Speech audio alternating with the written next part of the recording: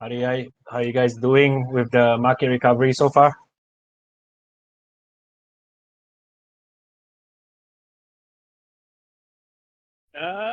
You know what? We're harvesting. We're staking cake.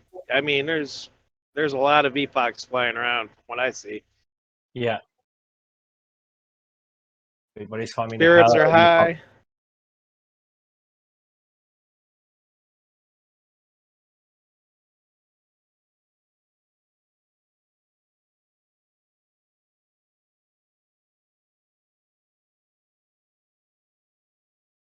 Yeah, the one thing I noticed from a couple years back and now is we have all these great communities, and we're privileged and to be a part of this community, and it's been awesome, and everyone's spirits have been great. So there's no FUD. And yeah, I think that's a large part of everyone getting through unscathed and Yeah. Well, regrouping for the next run.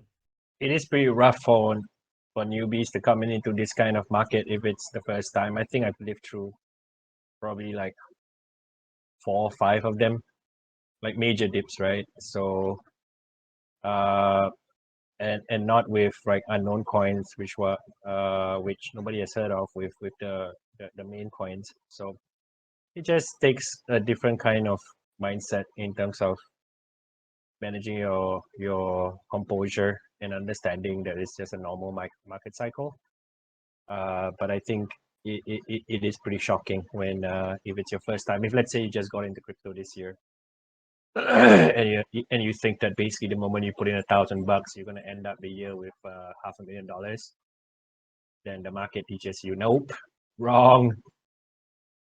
Exactly. And Yeah, the bad part about it is, I'm on the way to work this morning, and I'm turning and listening to the local radio that they encompass the city of Grand Rapids and the outlying area. That's a lot of people, and they bring on a market analysis guy to talk about cryptocurrency. And his second reason for this crash was Elon Musk, and then the third reason was China's banning cryptocurrency in yeah, favor of theirs. And it's like it's not very in-depth analysis. It's just some paint with a broad brush, and people that might not understand think that someone as powerful as Elon Musk is going to control Bitcoin and yeah. what he says.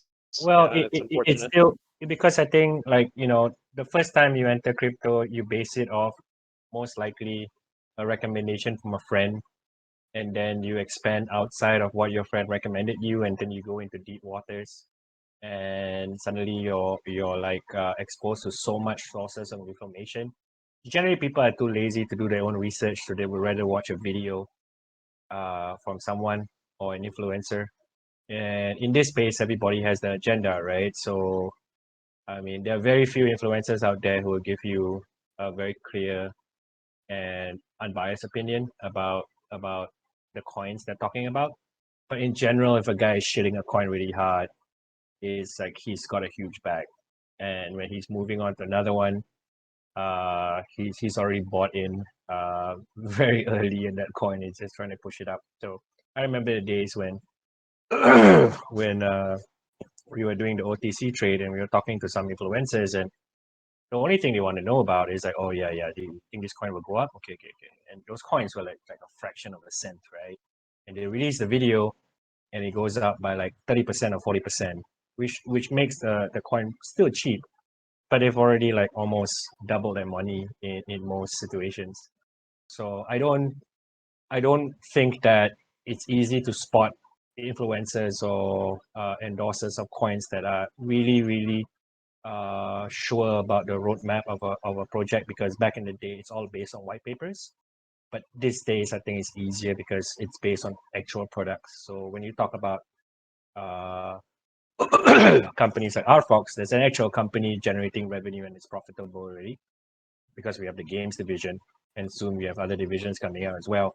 But back in the day, it's just speculative. It's just purely on the document that that somebody came up with very interesting concepts, but no idea on how to execute it. And people were like, oh, and then the market the market reacts very positively because an influencer talks about it on a channel, right? So like I said, this day the new crypto generation coming in, I think is a bit more. It's a bit luckier than when I started because they actually have a bit more substance around what they're claiming because of actual utility versus just a white paper. I've seen ridiculous white papers before in my day, so I'm glad that that's a bit less these days, and that all the solutions that they were talking about is actually something you have to implement. And the people talking about it these days as well actually get to see an actual product or how revenue is being generated. So it's at least for us, we know within the RFOX group of companies, there's already a company generating revenue and is profitable. Versus back in the day, there was essentially behind that white paper they're talking about could be just three people, behind a PC, and you wouldn't know at all. So some of the white papers, their team were made up of people from stock photos, and I've actually seen white papers before that look legit. It sounded legit, and then you look at that team page, it's like there's no way like these guys are real because I actually seen that photo before on like stock photos, and nobody goes that deep into the white paper because they don't want to read something that long. Yeah, I think. What up, B Jones? What Uh-oh. up? Uh-oh. Has Fadz had the pleasure of What Does the Fox Say? What up, Boxy? He knows the song. I'm pretty sure he knows the song, but it Yeah. doesn't work on this the stage thing. I think Discord is still the bot is still not updated yet. Only works in the There's normal. a pleasure, a song it's a treasure. It's a real treasure, and it's called "What Does the Fox Say?" And Oh yeah, I've heard that song before. Yeah, for sure. okay, Yeah. No, I'm not gonna muddy the waters of Fridays with Fadz with this kind of thing. No, I refuse to do so.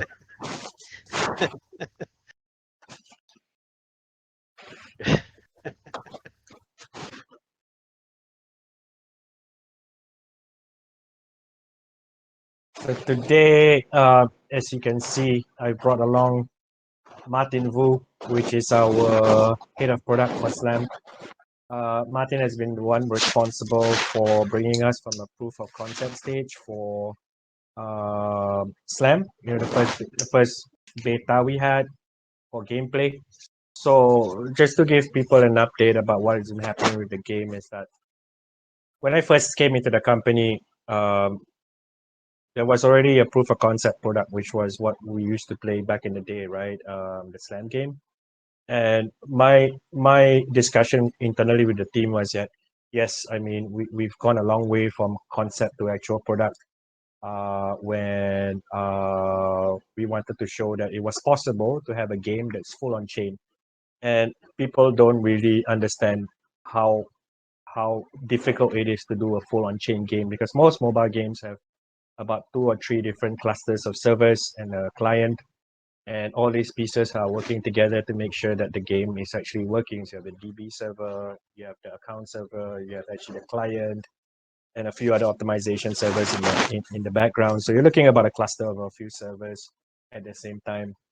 And what the team pulled off back in the day was an actual proof of concept that the game can be done with just 2 elements alone. One is the blockchain, which is not managed by us, is totally decentralized, and the client of the game, which is what you download into your mobile phone. And these 2 elements are the ones that are talking to each other. So in effect, as long as the client is on your phone and the blockchain is running, and there's no reason why the blockchain should be down in any scenario, the game will always be alive. Your assets will always be there.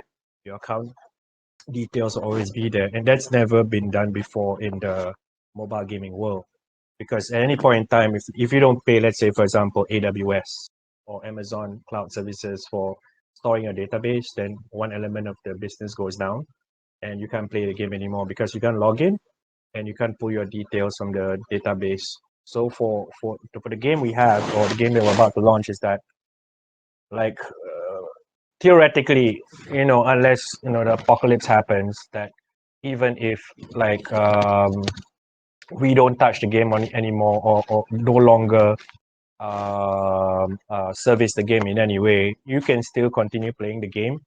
Your stats will always be there, and your assets will always be there. This is going to possibly be one of the first proof that mobile games can last beyond the team that made them. So if tomorrow, like maybe 50 years down the road, everybody is gone, like your grandkids will still be playing the game, simply because it doesn't require any form of maintenance in terms of servers uh, or any external factors beyond just the client and the mobile game.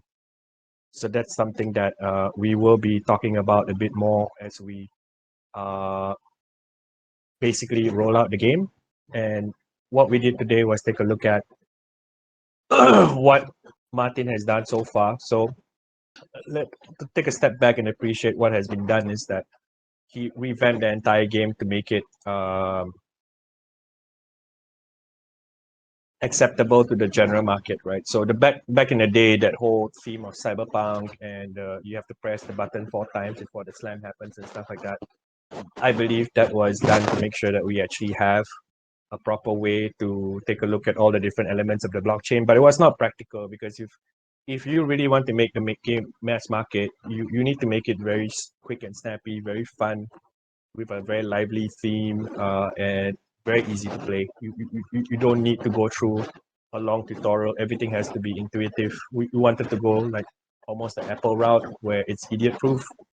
Just immediately pick up the game, click play, click start, and then you already know how to go about on your play to earn journey or play to keep journey. And that was the mandate that I gave to Martin. And Martin comes from a background of developing mobile games in Vietnam. So he's done about 5 or 6 mobile games. All of them basically have hit the Vietnam top 10 list of mobile games that they have rolled out.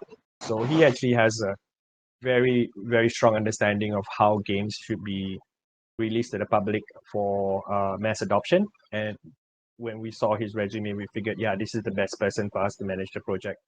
And he's taken whatever we have and rebuilt it with an interface that is a lot more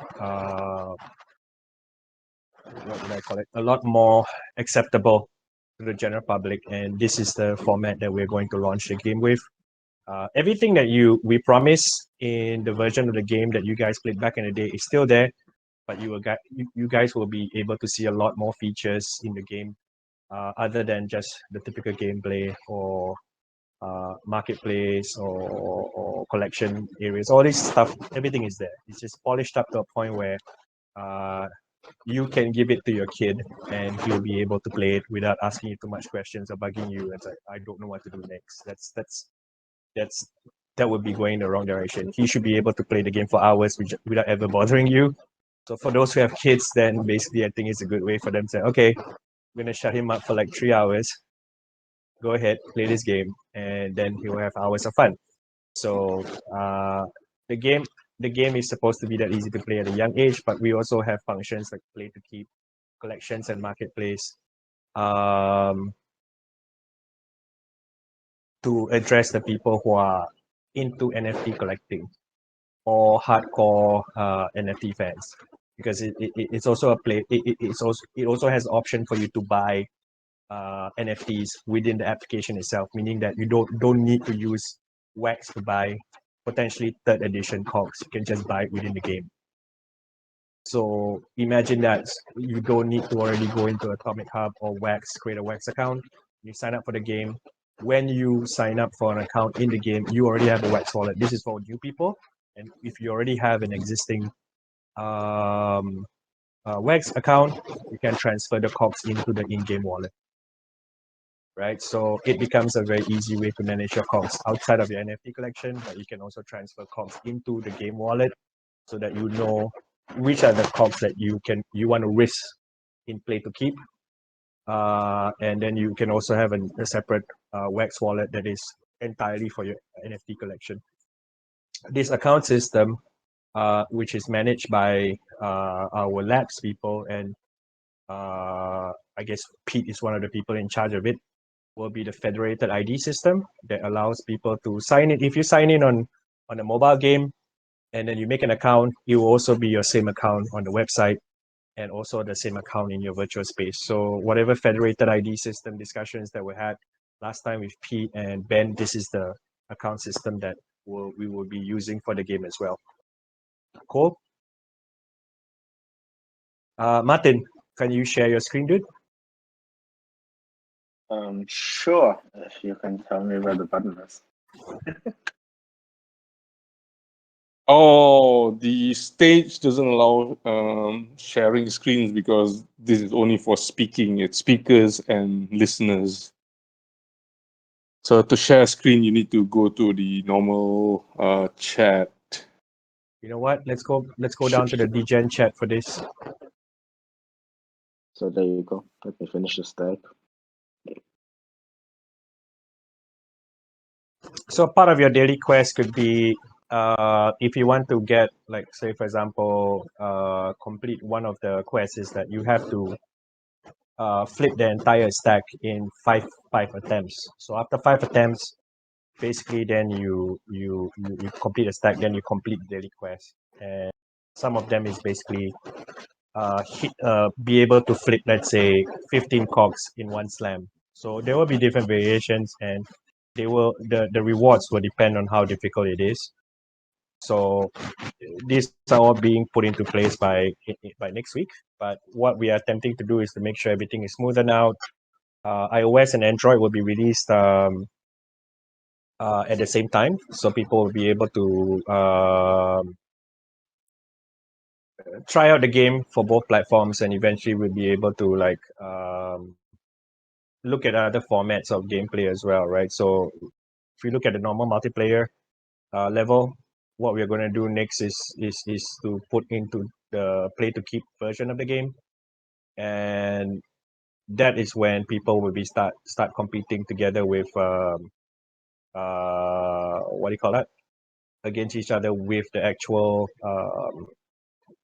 play to keep element. So if you want to fight against someone,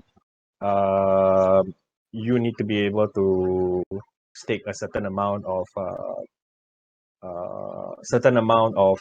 cogs before you can fight a person. So if let's say you go into a tournament, minimum amount to enter the tournament is you must take a, let's say, a rare tube. That's your entry fee, and then after that you go into the tournament, and if you win, basically it could be potentially, let's say, something as valuable as a RFOX 2020 cog, right? So end of the day, we're looking at making sure that there is a huge incentive for you to go into those tournaments, because there might be cogs which are exclusive to the tournament only. It's not meant for us to push away people who are not hardcore players. It's just to give an incentive for people to collect and complete sets, because if you complete the set, for example, like a rare tube, then you can enter the tournament and get a chance to win a really rare cog, or an exclusive cog which are only available in tournaments. Those cogs will not be sold as an addition. Those cogs can only be earned through tournaments as prizes. So what we see here right now is the shop as well, the normal and the premium shop. Yes. So as you play the single player by playing the solo mode or the versus mode, you will get caps, which you can then use to buy packs of those single player cogs, right? And on the right side, we are going to sell real cog packs later on. So, for example, if you buy a local pack like this, it's going to show an animation, and you get to flip the cogs, like reveal them one by one. With the real cogs, it's going to work similarly. So, yeah, you can look at them, and then you can just collect. They're going to be in your collection. So after that, you are going to, by collecting all of those single player cogs, you get to unlock some bosses, like this. So we are going to play against Phil now. So this is the AI mode where the bots drop prizes or NFTs. I think we're exploring ability for people to compete against bosses which are progressively harder and potentially could drop NFT or even potentially RFOX as well as a prize, depending on how difficult it is. But that's still being managed out together with the labs group for the tokenomics around this.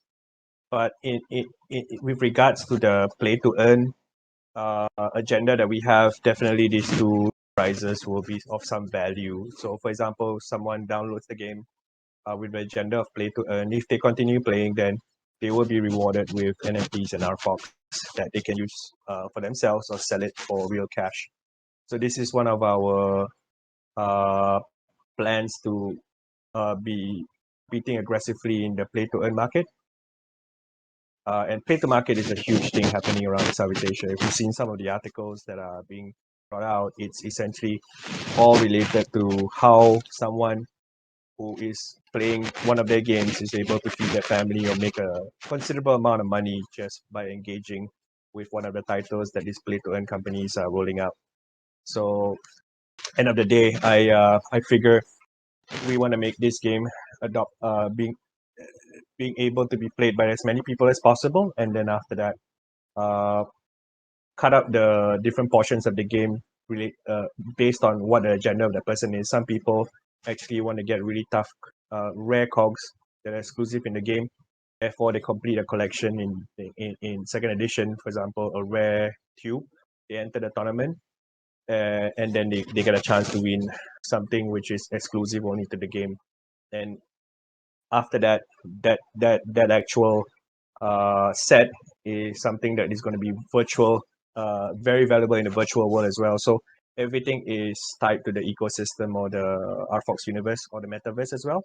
And this is just one of the entry points. In the end, what you can do is you can essentially start building your NFT collection with zero amount of cash and earn your way up to having something valuable in the metaverse. So that's gameplay. We've seen the shop. Can we see the daily quest page? I know it's not complete yet, but give them an idea of how it looks like. So as you can see, we are going to have like repeating 5 days of daily rewards. Let's get the first one, which is a pack. So we're gonna open it.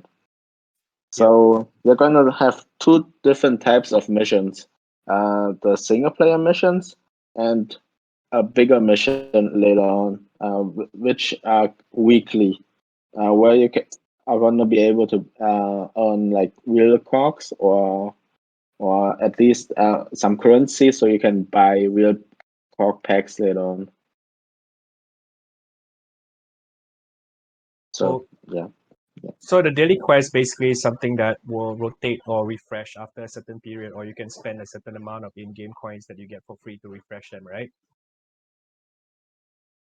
Yes, so they're all going to be that the premium quests are going to be related to your multiplayer progression, like how many players you have challenged or how many KOGs you have flipped in the multiplayer mode, and so on.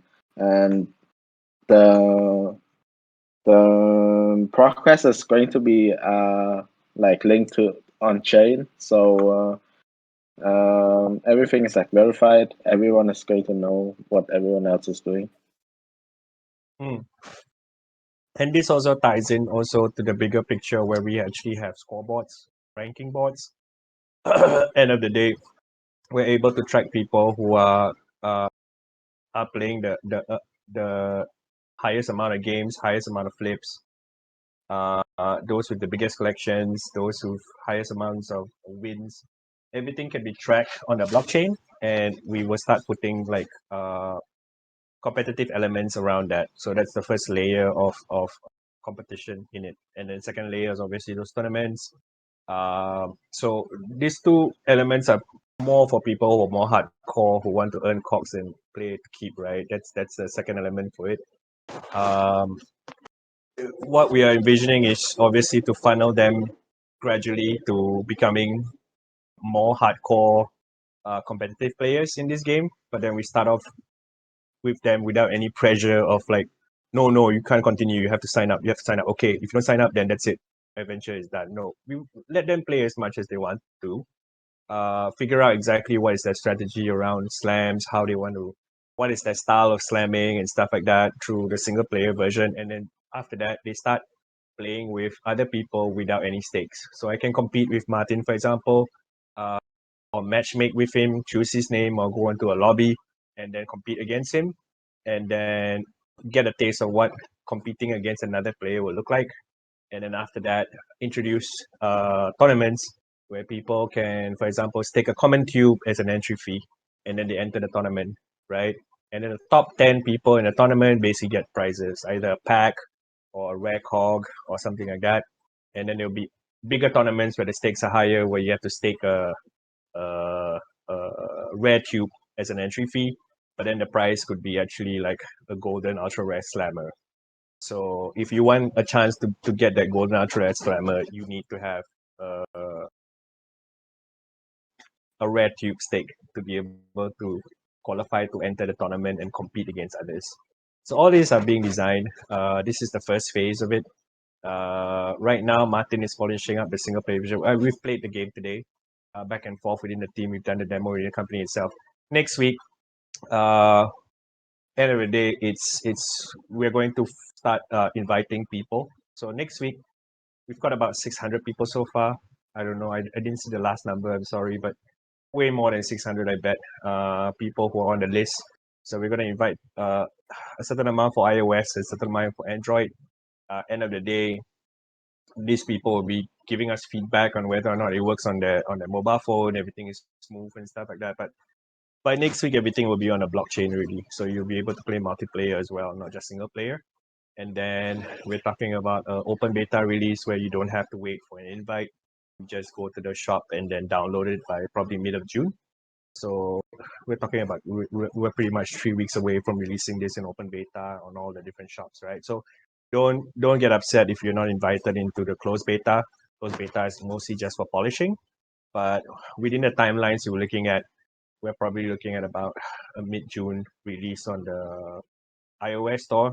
But prior to that, we'll probably have some activities with Pineapple Pete to play against other people on stream, like what you guys used to do back in the day.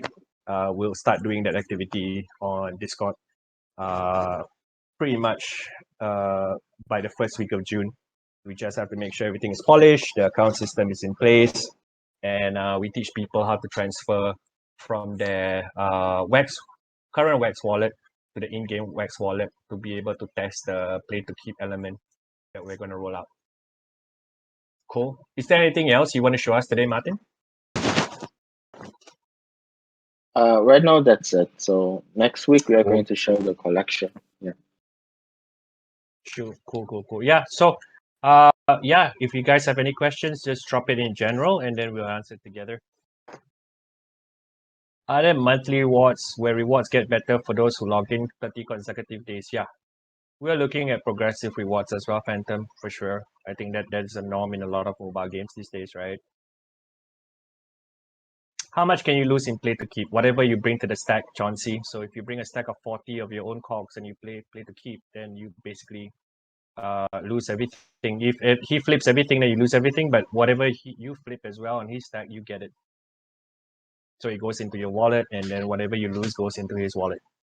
But the good thing is that we have a way to ensure that you only put whatever you want to stake, meaning or play with. So if you're really sure these are the 40 KOGs that you basically are going to choose to play with, then be prepared to lose any of it at the same time.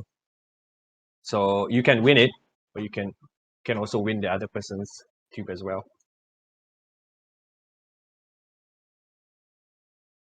Everybody says Pineapple Pete, but there's only one dude holding ED. I have no idea what you're talking about, Skytraper. Pineapple Skyworks, what is this about?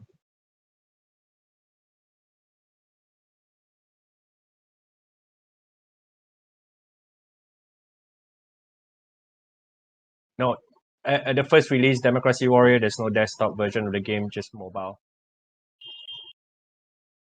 Pete, are you there? Yes, I'm here. I'm here. What is Pineapple Sky? I got no idea. I think he wants. He's not. Hey, Skywalker. No, I think he wants his own border. I guess. He wants his own border. I don't know. Maybe, but he's one of the other pineapple collectors out there. Okay. He's sorry, the pineapple Sky. whale. Yeah. I'm just a small fly. He's the pineapple whale. I can't comment on giving people their own borders. It's not part of my plan. Can you play as a team? Well, CCRY, we are trying to put into place a guild system and a esports system within our account management federated ID. So what that means is that when you make an account, you can people can invite you to join the guild, or you can set up an esports team. So you essentially compete in a team of 5, right? And we're still working out the mechanics, but you're looking at using your own stats and combining your stats to be able to play against other people. But it's more on a ranking side versus just the play to keep side. So we'll work out the mechanics and release progressively. But the whole game I envision to be completed by 4th quarter of the year, where all the elements come in. But I just want people to start playing and experimenting and be able to do stuff like play to keep and play to earn already. The game, I believe, will be fully polished by Q4 of the year. Second edition, the triple currency stake will be able to use in COGs. Pete, we can transfer people. Second edition tubes, no, cannot, right? You need to unstake them and then transfer to the wallet before they can use them in the game, right, Pete? The thing is, I mean, yeah, actual technical details we can figure out. But the thing is, as long as they can link their wax address to their RFOX profile, Yeah. we can view the tube. So if we're talking about, let's say, if you just want them to have a tube, like own a tube, and then have access to certain tournaments, that one is pretty easy to do. But the thing is, if you want to put the tube up for play for keeps, like as a wager, like winner gets the other guy's tube, that one we need to move to the play for keeps wallet. Yeah. So the play keeps wallet is standalone, meaning that it's not going to. We put it in place for a few reasons. One of the reasons is so that people don't suddenly just accidentally press a random bunch of cogs and then they realize, oh my god, I just put in all my most valuable cogs in the tube and then I lost everything playing against somebody else. So you need to be very aware that you are transferring from your current Wax wallet to the in-game wallet, and only the cogs in the in-game wallet will be used for play to keeps. Everything else, if you want to play for like casual mode and then we don't have that kind of cogs at stake, then you can still see it in your collection, but they will not be used in the game. That means we are going to have at least one layer preventing people from stopping them from accidentally losing cogs. So you need to make a clear decision on what cogs you are using to play against somebody else. Comments. Yeah, so in play to keep, wouldn't comments be used all the time? It depends on the lobby, right? If you enter a lobby of comments, then comments are used all the time. But some lobbies will be only rares. Some lobbies will only be like ultra rares. Who knows whether or not you want to play in the ultra rare lobby? But the value of the cogs in your tubes will also remain a factor on who you are able to matchmake with. So if I have a full tube of comments, and I'm going to fight someone with a tube of rares, the guy from rare would just say, "Nah, I'm not gonna fight you," or I'm not able to even ask him to play with me for play for keeps. Actually, Fadz, Yeah. we there will be a value system. So someone with, for example, a majority commons but has a few, let's say, rares, Yeah. and then play. He can possibly play with someone with all uncommons because we're His coming up yeah, with his a value uncommons system. his uncommons are worth just as much as some of his rares, right? That's what you're saying. Yeah, so a value system would be like a common with a large mint will be like a 1. A common foil would be like a 2. So the rarity and the mint and the foil will all have a value. Interesting. Yeah, that's not something I'm privy to yet or haven't been presented totally, but I think that system was something we discussed before, no?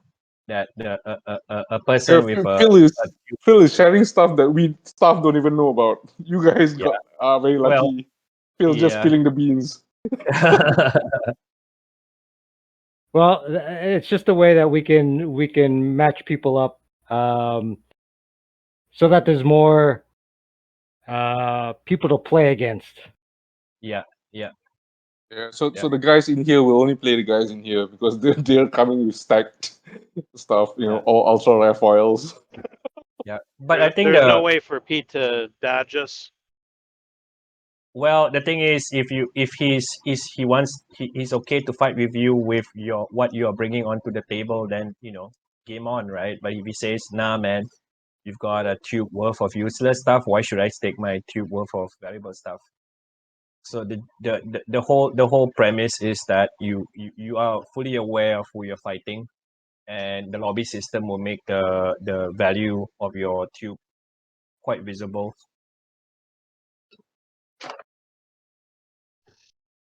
Yes, CCRY background music and sound effects will be in the game as well. It will be put in. Well, we should be able to identify the contents of the tube before they engage, or the value of the tube before you engage against someone.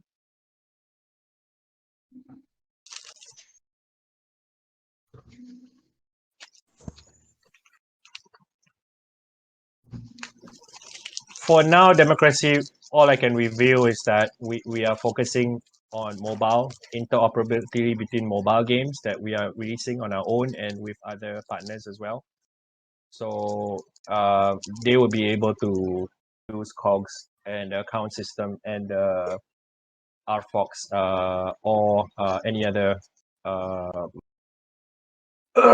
currency we have in place.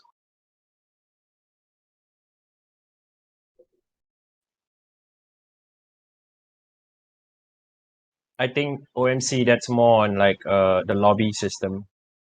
So if you go through the lobby system, you click on the person's tube, potentially you'll be. I mean, I don't want to confirm this yet and go over what Martin is planning for the roadmap, but you click on it, and then after that you look at his tubes, and then you see, oh, he has the cog I want to play against, and then you go in and challenge him, and if he accepts, then game on.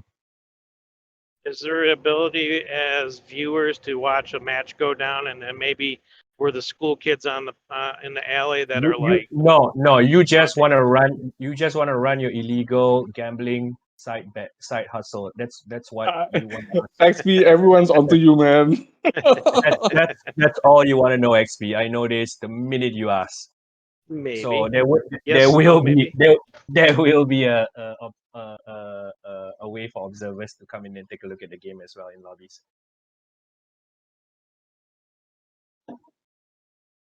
How much RFOX create the guild can no news that on we are still testing out that facility with a new account system. Phantom. But I think we want as many guilds or clan as possible, so we can make it like the entry fees you have to stake, like potentially maybe a rare tube for 90 days, and then you'll be able to make a guild. So like asking people to pay RFOX for making a guild is a bit harsh. I think we should be able to already make first edition and second edition tubes already have a certain utility value for making those kind of guilds or clans or esport teams or stuff like that, right? So I want to make an esports team. The requirement is for me to like stake either an uncommon first edition tube or a rare second edition tube. So all those things, the tiering, you will be able to figure it out quickly. Who wants to join the DGen guild? I'm gonna start one. Sign up. Got a Sign up DGen start guild. now. You have to pay RFOX. You have to pay RFOX to join the You DGen have to guild. pay RFOX to join the DGen guild.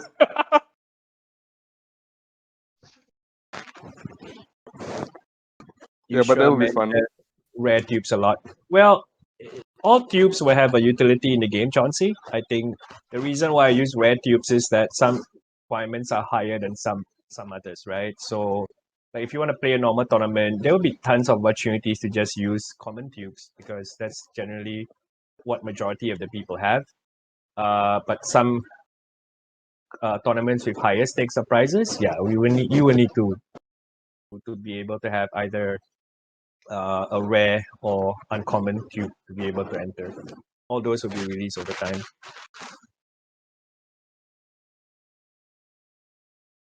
Potentially, yes, but I want to make sure that we have a huge pyramid in terms of players, right? We have like the people who are playing every week. There will be activities around tournaments and prizes, and then maybe twice a month there'll be ones which are specific towards uncommon tubes, and another one like uh, once a month something which is related to rares and ultra rare tubes.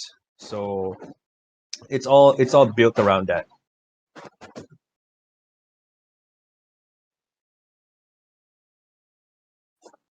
Marketplace to end up tubes for people to enter autonomy. That's the thing that we're going to head into, right? So if I'm someone who basically is going to enter a tournament, and I don't have a rare tube, for example, I can basically use RFOX and pay the guy to rent his tube to enter the tournament. So think of it this way, right? So the staking mechanism that people are used to is basically I stake my tube for 90 days, and then basically after 90 days I get RFOX. But we now have an opportunity to allow people to rent out their tubes on the spot and get paid on the spot. But the person who holds the tube is not allowed to use the tube to enter anymore because he's lent it to somebody else. So that ticket has been rented out. But you get the RFOX immediately. You get what I mean? So instead of staking and waiting for 90 days, you can basically get it on the spot. And then for the duration of the tournament, you can't use that tube anymore. You still own it, but you can't use it as an entry fee because it's already been used by somebody else. So the Let us game work out monitors our Fox balance.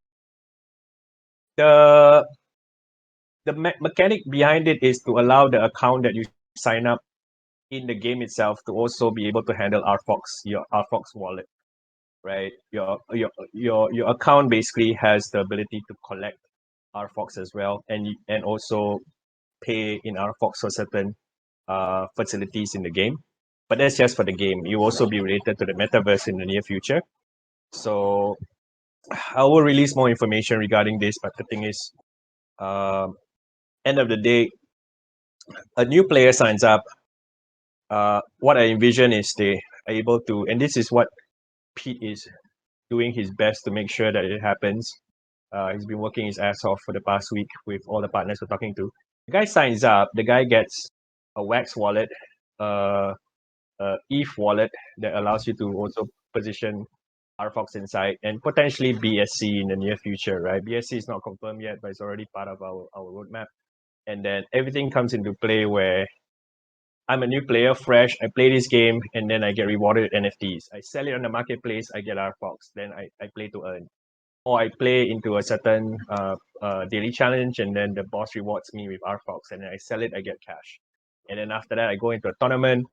Potentially, the prizes can be KOGs that I can sell, or RFOX that I basically can earn as what do you call that?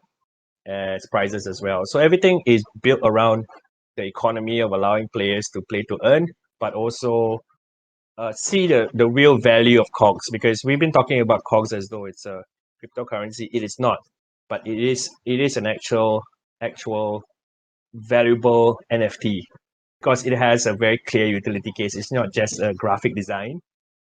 It is actually something you can actually use to make money from.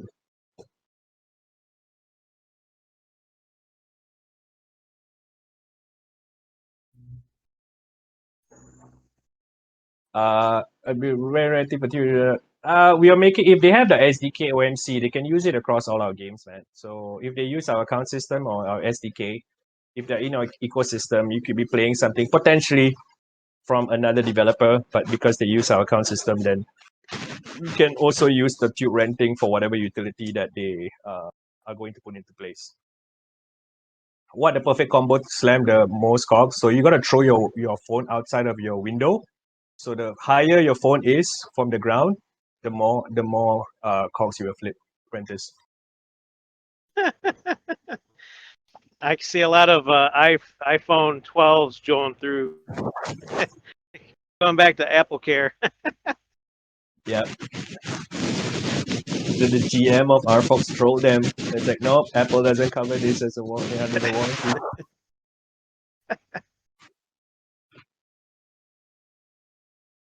So I can make 50 accounts and use one tube in each account to have 50 entries in tournament.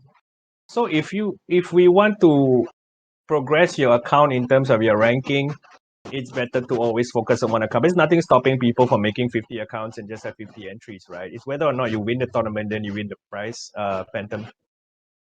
It's not as though when you make 50 accounts, you're going to win 50 times.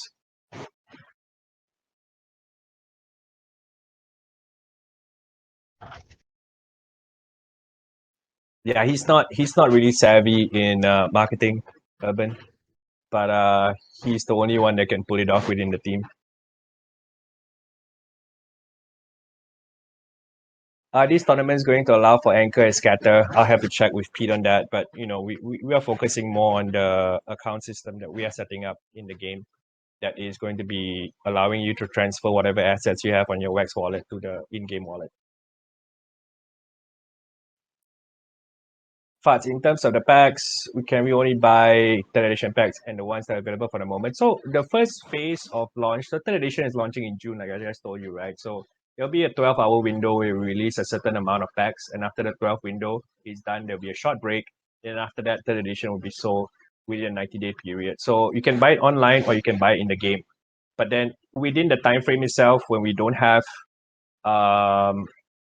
anything to sell, let's say third edition after 90 days is over, our biz dev team is already hard at work doing partnerships with different brands as well. So if third edition is no longer available, there's still a pack or special edition that you can buy within the game. So the adoption method we are taking is to allow people to start buying NFTs within their mobile game itself. So we need to be able to allow people to buy NFTs using their mobile phone, and that's the route we're taking. So could be like there's a 90-day period for people to buy third edition, and then let's say within the 60th day of the 90-day, there could be a special edition that drops, and suddenly within the app you can buy 2 SKUs instead of just one. So all that is being planned out. No, you won't be able to buy second edition within the game because that's going to finish in within like 10 days left, right? So once that's done, no longer second edition. We're not selling second edition anymore after the window is closed. The only way you can get second edition is from the secondary market and for the people who have them right now. Do you need to pay 25 wax to create tubes for this game? I have to check with Pete on this, on the revision of this. Tubes, yes, but for the game, for containers, no. That is just a transaction on a blockchain. I think it's just containers. There's no physical representation. There's no NFT. There's nothing.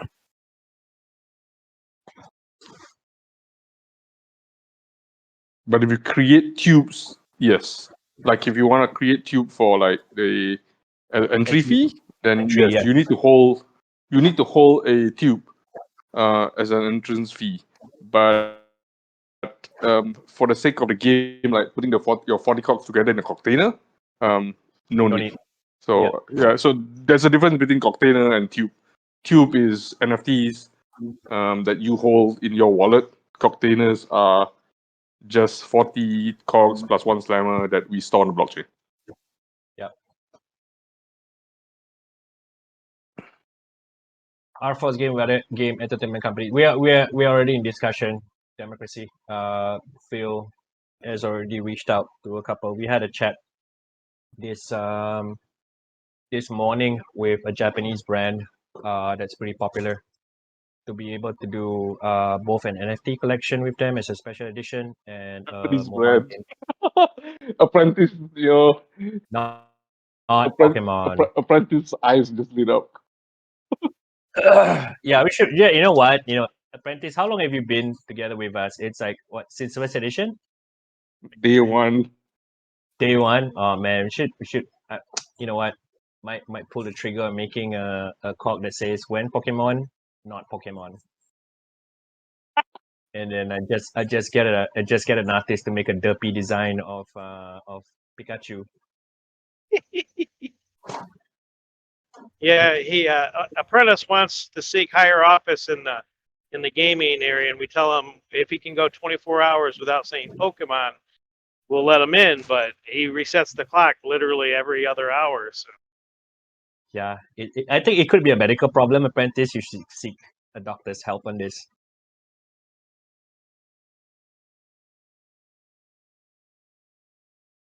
What's the staking fee or the entrance fee to play for boxers, COG boxers? Cog boxes, Yes, the underwear. correct. The underwear, I have to manage that expectation very clearly because there's going to be some politics between me and Philip, because Philip was the one who basically, like, the reason why we came out with that design, because Philip is like a triathlete, right? So it's really fit, and like he's the only one within our team who's worthy enough to wear that confidently without any issue, and that was actually minted for him as a one-off collateral.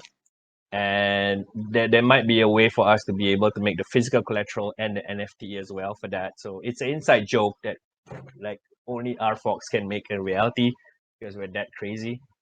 And it's like like if you say degen, nobody in our team is not a degen. We're all degens in different ways. Is how we just manage our what do you call that? Um, our ideas and our imagination into something that's entertaining, because we are a gaming company, right? Everybody in our company are gamers in some shape or form. So I think, yeah, I mean, I promise you guys by end of the year the underwear will make an appearance in some shape or form, either as a actual product or an actual cog. Yeah, definitely it will be unwashed EMAS. I wouldn't have it any other way. Okay, so I mean Benny's okay if he tests them out, but like I don't know if we want the pineapple having them on before they get mailed out. I You don't, want like skid marks? dude, I think we'll probably get like either one to wear it for like a week before we send it out.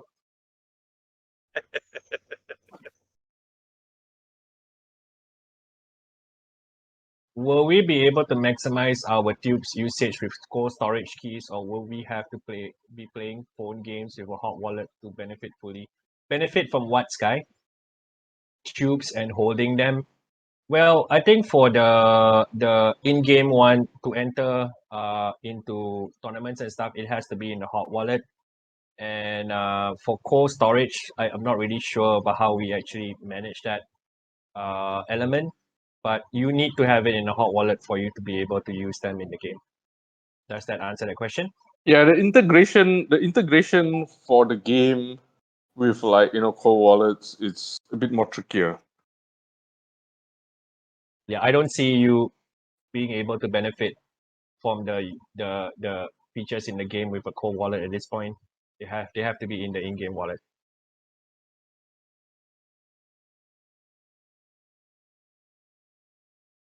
Cause the only literal company that only takes Wax Cloud, not Anchor, Scat. No, Sky, for our website, for marketplace and all that, we accept all these things. We're talking about the game specifically because it's a mobile game. Bear in mind that all the other games are all web games, right? So the web has no problems integrating, the thing. This is a mobile game. This is on your phone, on the iPhone or Android. or Android. I mean, yes.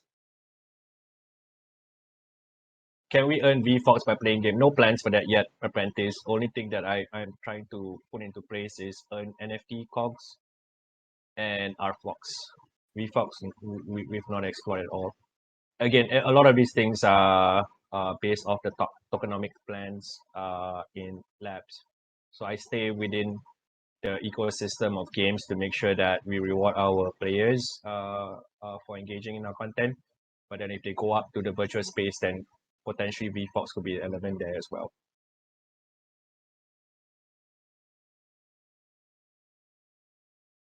Are the amount of cogs in the tube going to change? For example, are we going to tube up the entire element set of 116 cogs?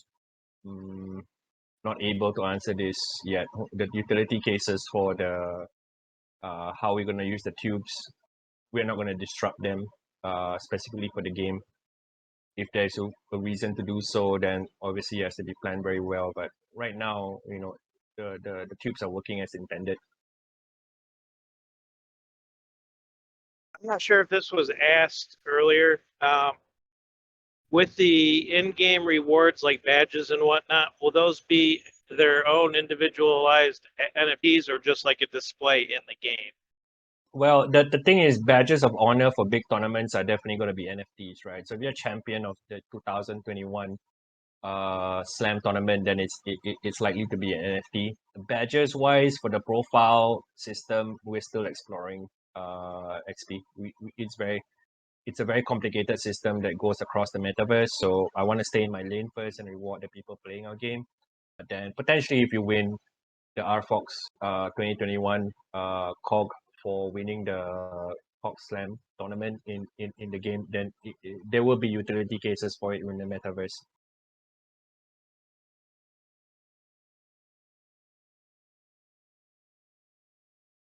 We get any third edition designs released today for No third teasers? edition next week.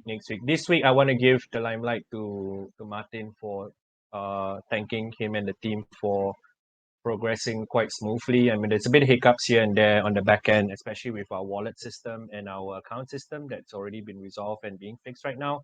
But I think since the time Martin came in, Martin, this is the first time you're talking to our community, right? Yes.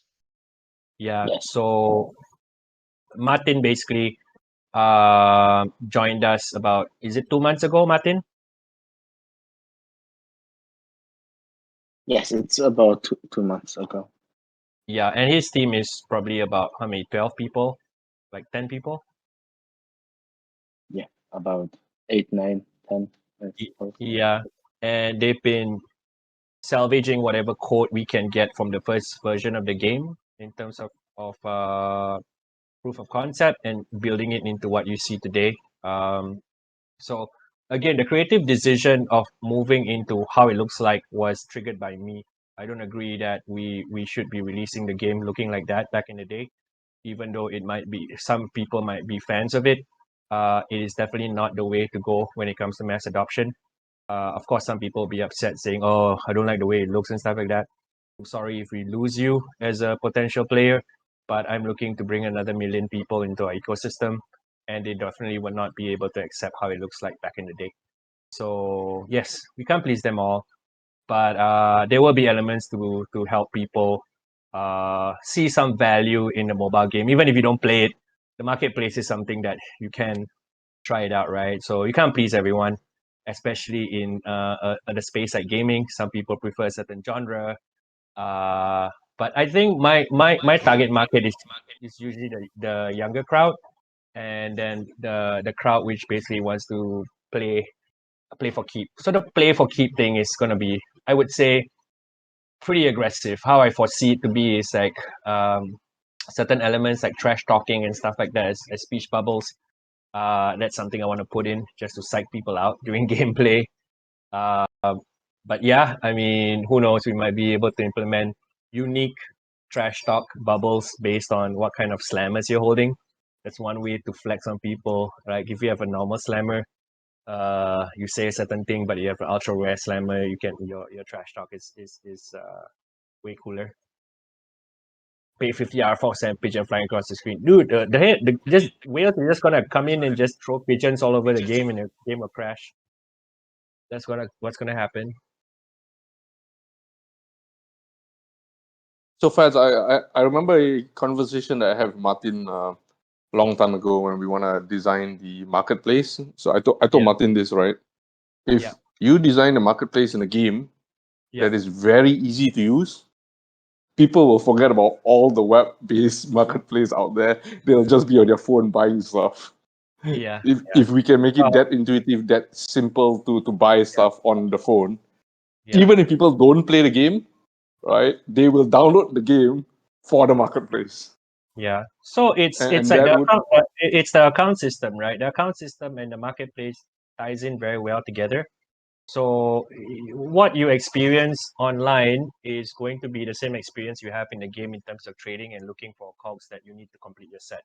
That is something that we need to polish, like I said, by end of the year, to make sure that you download the game not only to play daily but also to or complete your collections. And some people will download the game for play to earn. Some people will download to basically complete their sets through the marketplace.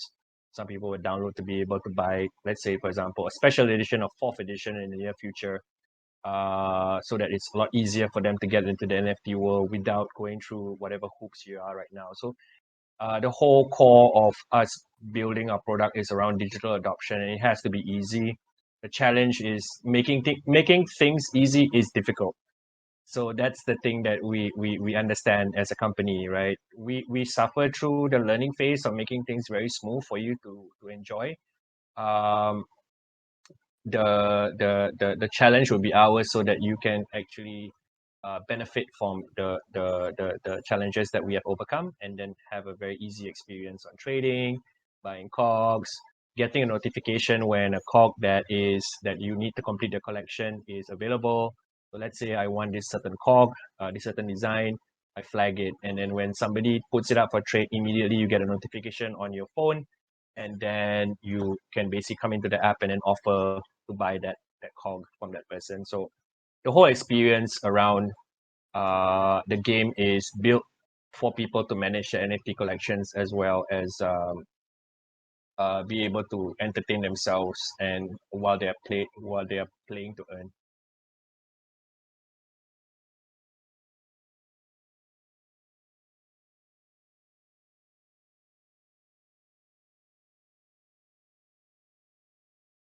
Yeah, correct. OMC. The main focus of the app is game, but marketplace is an important part of COGS, right? It's the reason why people are able to complete their collection is through the marketplace.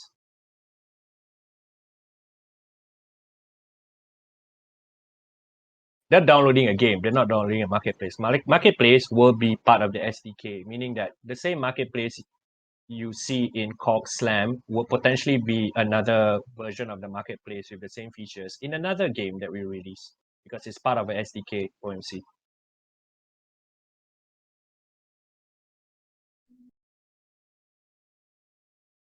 Like I said before, the SDK is a way for us to be able to give the features that are available in our games to other games that we are working with. In the Slam game, can we change the background or use custom? Yes, there will be tons of backgrounds being released. You can customize it. It could be potentially rewards as well. So these are all aesthetic backgrounds. It's not really like affect gameplay in other way. Like the kid in the background, the skateboard isn't going to come and disturb your game. It's just part of the background. Is the environment. So every time we do a promo, or it could be Christmas, it could be a Christmas background, it could be snowing and stuff like that. It's all the background, right? And Martin has tons of plans to make it engaging as possible. Will you be able to utilize the full screen on iPad? I have to check with Martin. Right now, we're focusing on the mobile game version first. So once we optimize, then we can explore other types of screens. CC. Nope. If you've seen just now, what Martin did was he moved his finger first to find the correct angle and the correct spin. So the game works exactly as how you saw it before with the 4 different variations. And then once you've already figured out exactly where is the angle, the spin and stuff, you swipe down and then you hit your stack.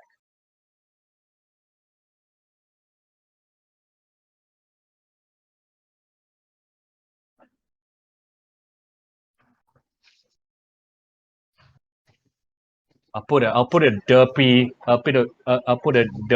Pokemon that peeks out from behind the dumpster and says no Pokemon, Prentice. On the dumpster, just do a little crossed out little red circle with Pikachu's face on it. Oh yeah. Martin, let's do that. Let's put Pokemon's face and then like a crossed out, like a stop sign saying no Pokemon.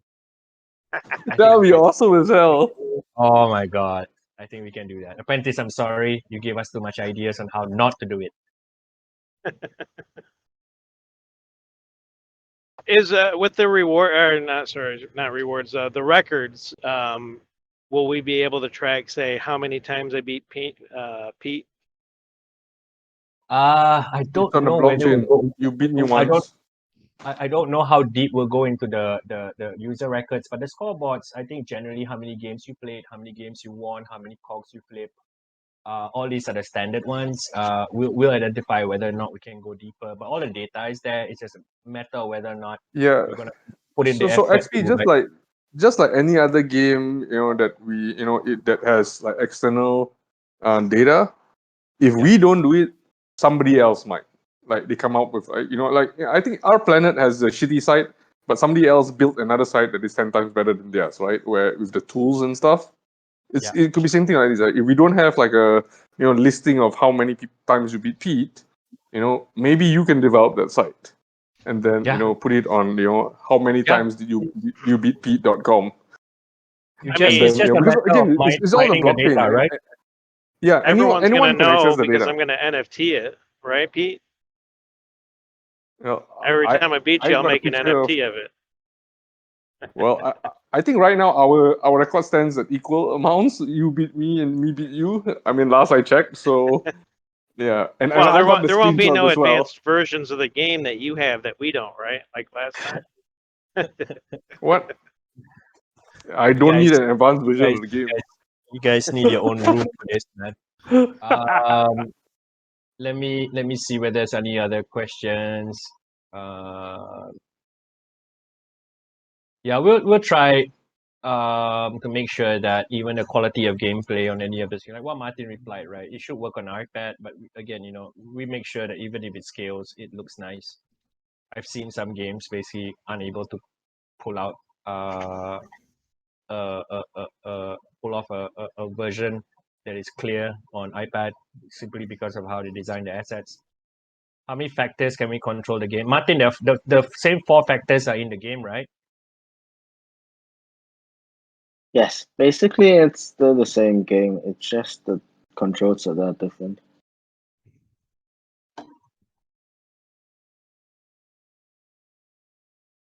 What you asking me? What's my 5-year plan for KOG Slam? World domination.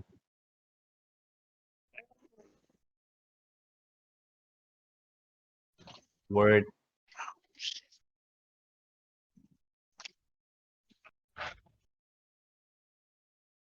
But honestly, my main aim is to make sure people get into the NFT space with a way that is extremely easy and not as convoluted as what it is right now, right? Like I said, our company's mandate is digital adoption. If playing a game allows you to enter into the NFT space and eventually into the RFOX ecosystem, then I've done my job. And I think, it's going to be something we'll be able to pull off within the next 12 months successfully. I have faith in my team. These are extremely talented and hardworking people that I've been blessed to work with. So everybody is an expert in their own vertical, and I trust them to be able to execute what we plan to do together.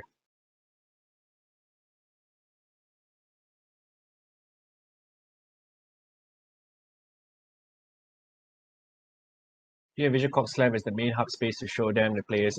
Well, it's always been like Cork Slam is the flagship product for our company, right? It will always be improved and upgraded over time because that is the way people will be able to enter our ecosystem easiest. But it doesn't stop us from working with any other game that will want to use our kind of COGs and account system and all this kind of stuff. I think in the virtual space, what I want to do is to be able to challenge somebody. Let's say you walk around in a virtual space and somebody just challenges you to play a game of COGs, and then we can just execute it because it's our game.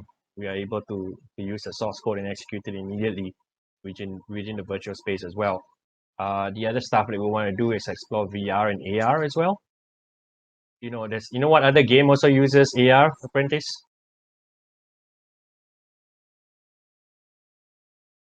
No, wrong. I can't remember the name of the game, but it's definitely not Pokemon. But yeah, what we want to do is to be able to allow people to use hogs as a way to interact with other players, right, in the virtual space, and that's something that I think will be the actual end game for us, is to make it part of the virtual space as a very easy way to engage with other community members within the metaverse. I mean, I wanna own an arena in the virtual space where we basically have our tournaments there, Sky. So end of the day, like when we have the finals of a tournament where the grand prize is an RFOX 2021 KOG, then it will be in that arena. Hey, Fadz, you're not supposed to divulge that. No. I can share. It's okay. They know basically that the whole thing about our mandate is to make sure that you are able to compete with other people. The format of how it will be The executed. arena is fine. Yeah. You mentioned the secret cog. Oh, okay. But I don't think they heard. I caught it. I caught it. I was going to ask if we could see a picture of it, but do you want me to do this? Do you want me to put the Cox 2021 as the underwear? ooh, Can I yeah. can I see a show of hands on who thinks that this is a good idea to make the RFOX 2021 the RFOX underwear as a design? Sunrise wants to see me in that.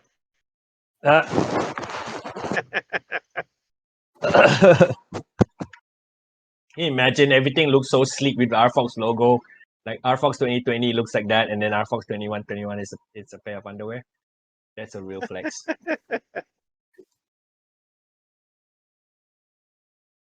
All right. Thank you very much for joining us today, guys. I hope we gave you quite a good preview of the game. Again, it's being polished. Next week, the two things that we'll be able to release is some teasers of the designs that we will be releasing for third edition, as well as allowing a few of our sign up who registered for the beta to be able to join and try out the game. During this closed beta stage, we are actually, collecting as much information as possible, not only on gameplay, but whether or not the gameplay is smooth for the device that you're using. So don't just look at it as a way for you to play the game early.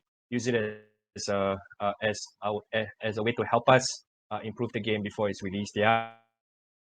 So I prefer the comments to be the feedback to be constructive instead of just straight up complaints, because it won't help anyone unless you suggest, oh, I don't, you know what, this thing is a bit weird, maybe you can do it this way, and that will help us a lot more than just straight up complaints. Like I said before, the way the game has changed is going to facilitate us to bring a larger amount of people into our ecosystem, and we have grown considerably. Right now it's like even our Discord is past 3,100 now. When I first entered, it was less than 2,000. So we have grown, and marketing is going to start next week, and then after that, once we start releasing open beta, you'll see a lot more people in our Discord, man. So let's look forward to the next 1 month this year, and then we'll be able to talk about other things beyond just the edition and games as well. There's a lot more things happening with RFOX Games. Just to give you a slight preview, I think we are in the midst of putting together the second game proposal, and I think it's about to be done in terms of the planning, and then we'll release more information about it probably in about a few weeks once everything is put into place. Yeah. thank you very much, Martin, for joining us today. For you guys who actually have not interacted with Martin before, I think if you have any questions or stuff like that, just send us on a general message, and then we'll be able to answer them maybe on our social media channels. We already have a community manager, James, so he's the one answering questions right now whenever you have any on those channels. All right. Have a good weekend, guys. Thank you very much for joining us today. Thanks a lot, Martin. I hope you guys stay safe and have a good weekend. Yeah. Good night, guys.